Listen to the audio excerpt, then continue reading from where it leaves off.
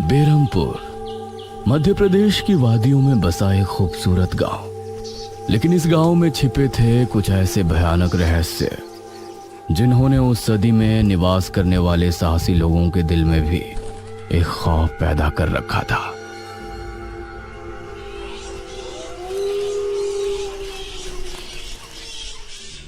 आज तो बहुत दिनों के बाद मित्रों से मिलना हो रहा है, बहुत आनंद आएगा। अरे मदन, कहाँ जा रहा है इस समय? पिताजी, मेरे मित्रों से इतने दिनों बाद मिलना हो रहा है। वो सुबह होने पर वापस नगर चले जाएंगे। अरे तुझे पता नहीं क्या, आज शनिवार की रात है। आज के दिन निशिर मोलो गांव में घूमते हैं। पिताजी, चाहे निशिर मोलो आए या नरकासुर, मुझे आज मेरे मित्रों से मिलने से कोई नहीं रोक सकता। ठीक है, लेकिन ध्यान रहे, जैसे ही तुमको उनके कदमों की आहट सुनाई दे और उनका वो मंत्र जिसको वो दोहराते हुए आगे बढ़ते हैं, तो उन्हें बिना देखे किसी ऐसी जगह छिप जाना जहां से ना वो तुमको देख सके ना तुम उनको। और जब तक उनकी आवाज आना बंद ना हो जाए, उनके सामने नहीं आना। वो 4 भयानक आदमी होते हैं जो अपने कंधों पर एक ताबूत को उठाए होते हैं, और अगर कोई उन्हें देख ले तो वो जिंदा नहीं बचता। मुझे पता है पिताजी, अब मैं चलता हूँ। यह कहकर मदन घर से निकल गया, लेकिन उसके पिता के चेहरे पर उसकी फिक्र साफ नजर आ रही थी। निशिर मोलो आ जाएंगे और साथ ले जाएंगे। ऐसा लगता है कि हमारे गांव के लोग अभी भी दूसरी सदी में जी रहे हैं। वो तेज तेज कदमों के साथ आगे बढ़ रहा था। कुछ देर बाद उसे जंगल की तरफ एक पगडंडी वाला रास्ता नजर आया। यहां से जाऊंगा तो जल्दी पहुंच जाऊंगा, यहीं से आगे बढ़ता हूं। बिना ज्यादा सोचे वो जंगल के अंदर बने उस पगडंडी वाले रास्ते पर आगे बढ़ गया।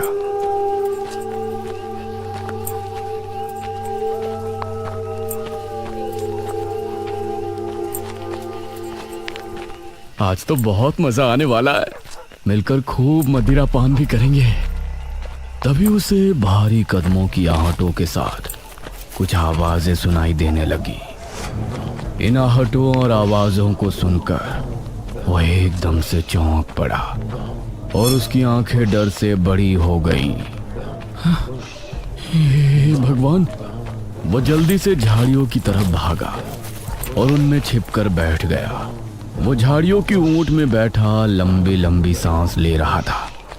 वो आवाजें अब और ज्यादा साफ होने लगी थी।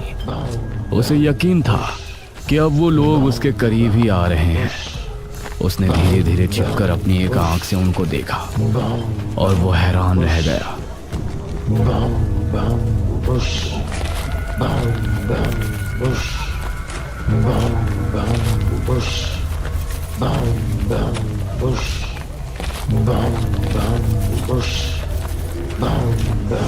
हे भगवान, मैंने इन्हें देख लिया।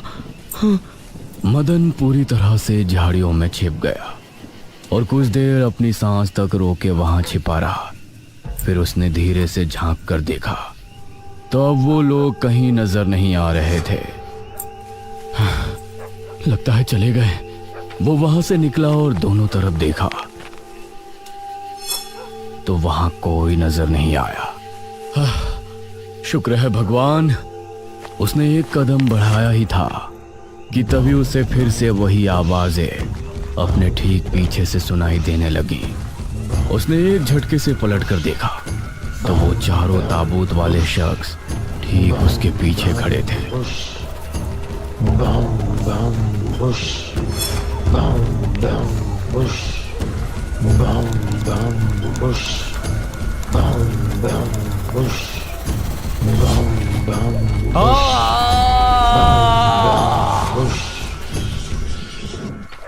इस तरफ जब देर रात भी मदन वापस नहीं लौटा तो उसके पिता को उसकी चिंता होने लगी।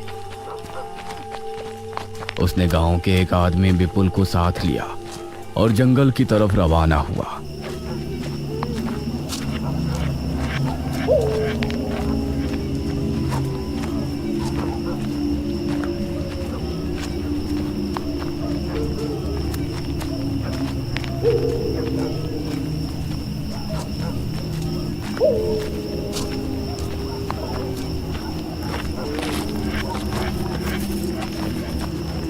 काफी देर बाद एक बरगद के पेड़ के पास जाकर उनके कदम रुक गए और आंखें खौफ से फट पड़ी।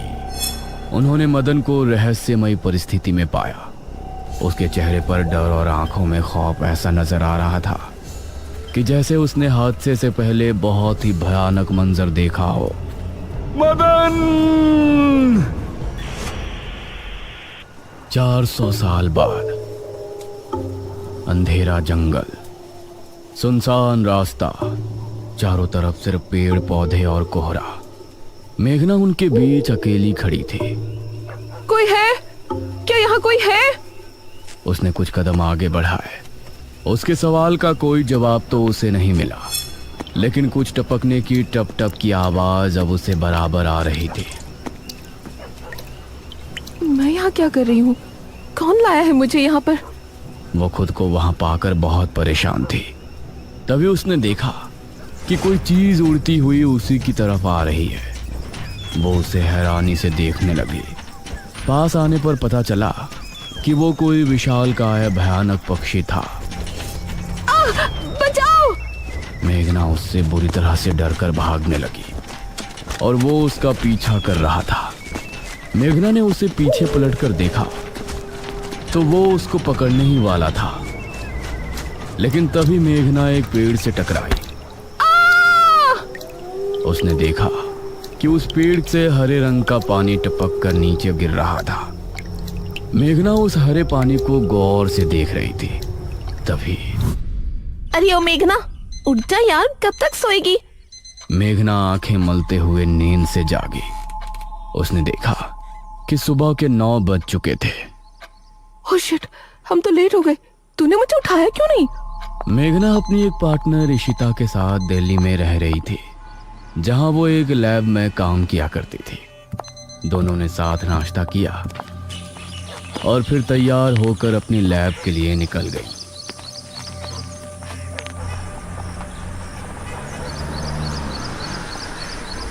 तेरा ऑमलेट खा खा कर मेरा पेट खराब हो चुका है।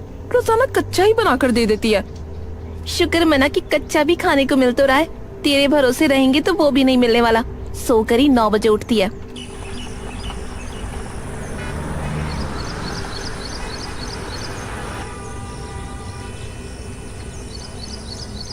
ये दोनों लैब में पहुंची और वहां जाते ही इशिता के पास प्रोफेसर जयदेव की कॉल आई।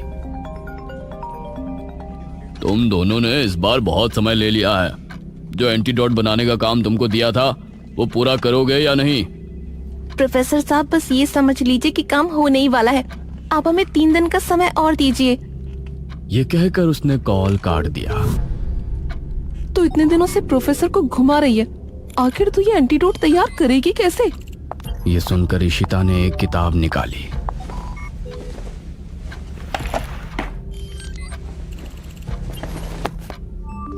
यार देख ये किताब, इसमें बहुत से ऐसे लिक्विड के बारे में लिखा है जिनकी कहानी पुरानी दंत कथाओं और लोक कथाओं से जुड़ी है। तो तू कहना क्या चाहती है? मुझे इस किताब में बहुत ही अनोखे लिक्विड के बारे में पता चला है, जिसे मृत्युंजय अमृत कहते हैं। हम उस लिक्विड का टेस्ट करेंगे और अगर वो हमारे काम का निकला तो उसे यूज भी कर सकते हैं। मृत्युंजय अमृत? देख, मैं तेरे साथ कहीं नहीं जाने वाली हूँ। ये सब बातें बकवास होती हैं। अरे देख तो सही, इस पेड़ से हर पूर्णमासी की रात ये हरा लिक्विड टपकता है। तभी मेघना ने देखा कि उस पन्ने पर किसी मृत्युंजय अमृत के बारे में लिखा था और उसमें ठीक वही पेड़ दिखाया गया था जो मेघना रोजाना अपने सपने में देखा करती थी। मतलब उस हरे पानी की बात ही इस किताब में लिखी थी। हे भगवान, क्यों हिला डाला ना? है ना इंटरेस्टिंग? मेघना ने कुछ सोचा और फिर जवाब दिया, हाँ, तो हम दोनों कल ही बीरमपुर गांव के लिए निकलते हैं।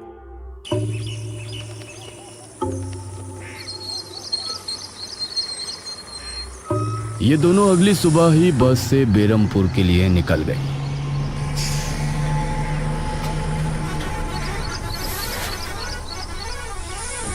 वैसे एक बात बता, तू मेरे साथ वहां जाने के लिए एक ही बार में कैसे राजी हो गई? मेघना ने सच को छिपाते हुए कहा, ऐसी अनोखी चीज देखने के बाद भला कौन नहीं होगा जो इसको देखना नहीं चाहेगा? ओहो, ये हुई ना बात। मैंने तुझे पार्टनर बनाकर कोई गलती नहीं की।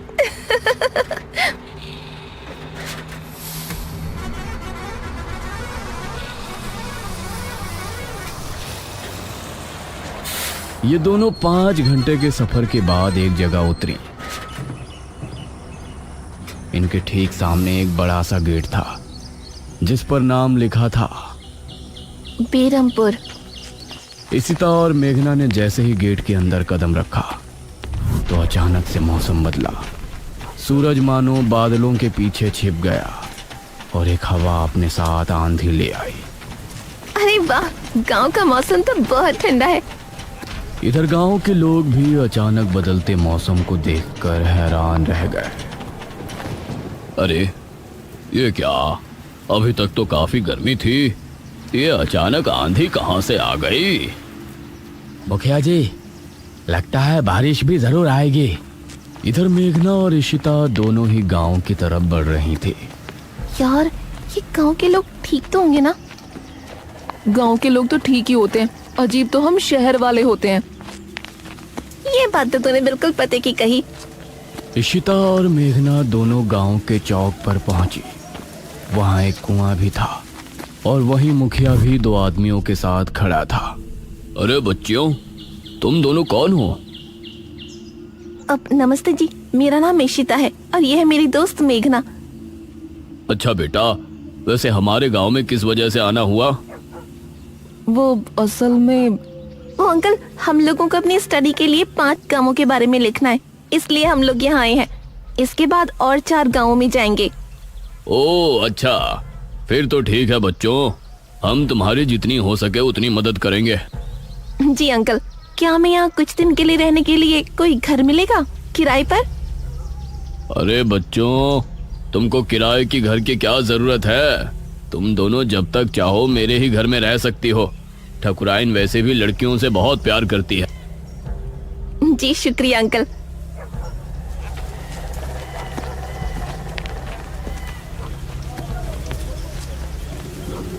मुखिया इशिता और मेघना को अपने घर ले आया। तभी घर के मंदिर में जल रहा दीपक बुझ गया। अजी सुनती हो ठकुराइन? जी आई। ठकुराइन कमरे से बाहर आई। नमस्ते आंटी। नमस्ते बेटा। ओ जी, ये प्यारी प्यारी बच्चियां कौन है? ये दोनों शहर से अपनी पढ़ाई के सिलसिले में आई हैं। हमारे गांव के बारे में लिखना चाहती हैं। वो क्या होता है रे, वो रिसर्च करने आए हैं। तभी वहां पर एक और लड़का आया। क्या कहा? हमारे गांव पर रिसर्च? इशिता और मेघना ने उसे देखा। भला हमारे बेवकूफ गांव में आपको क्या मिल सकता है? ये सुनकर इशिता और मेघना हैरान रह गई। चुप करो अनुज, ऐसे कोई अपने गांव में बोलता है क्या? ये मेरा बेटा है अनुज। अनुज ने मेघा और इशिता की ओर देखा और उन्हें हाथ जोड़कर नमस्ते किया। नमस्ते। बेटा अनुज, जरा इन दोनों को वो खाली कमरा दिखा दो जो तुम्हारे कमरे के बराबर में है। ठीक है पिताजी। आओ देवियों। देवियों? अनुज कॉरिडोर से होते हुए उनको कमरा दिखाने ले जाने लगा। इसी समय गांव के मंदिर में बैठा पुजारी भगवान की आरती कर रहा था। तभी अचानक से दिया बुझ गया। ये संकेत तो ठीक नजर नहीं आ रहे। हे प्रभु, रक्षा करना। वैसे आप लोगों को रिसर्च करने के लिए यही गांव मिला था? अरे हम लोगों को 5 गांवों के बारे में लिखना है, तो इसीलिए जो भी गांव पास दिखा चले आए। इसके बाद और किसी गांव में जाएंगे। अच्छा, वैसे यहाँ कुछ ऐसा है जो कि रहस्यमय या ऐतिहासिक हो? हाँ है ना, एक राजमहल। राजमहल यहाँ? हाँ, 400 साल पहले जो यहाँ के राजा हुआ करते थे, उनका महल।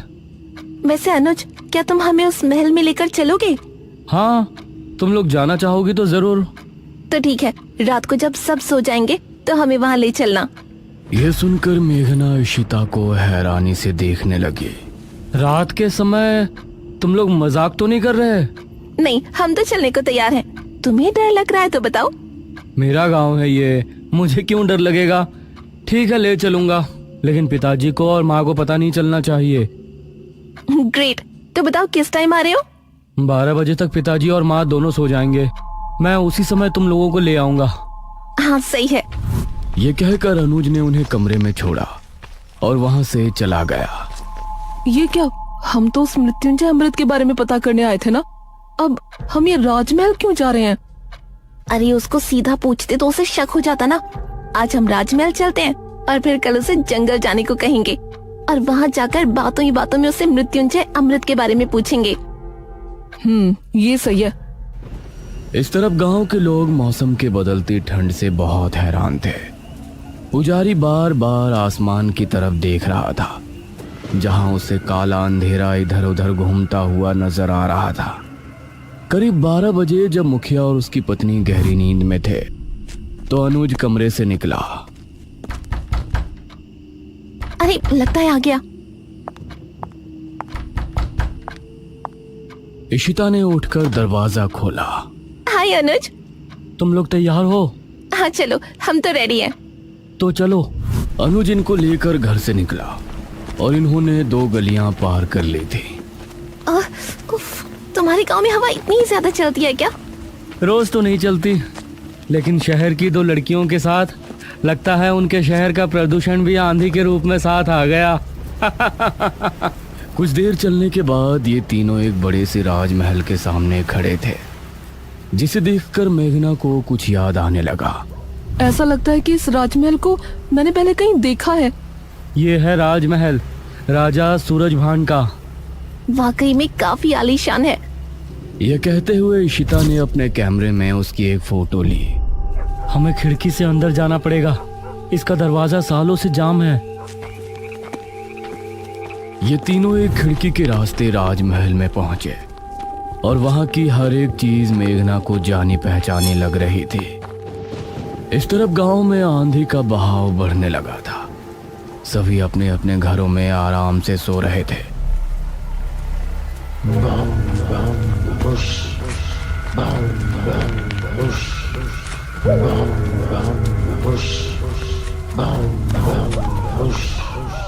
अरे ये आवाज तो निशिरमोलो।